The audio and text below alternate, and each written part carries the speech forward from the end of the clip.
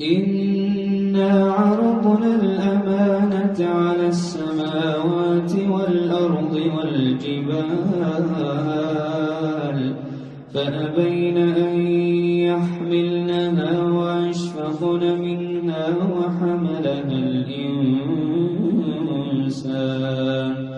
إنه كان ظلوما جهولا ليعذب الله المنافقين والمنافقات والمشركين والمشركات ويتوب الله على المؤمنين والمؤمنات وكان الله غفورا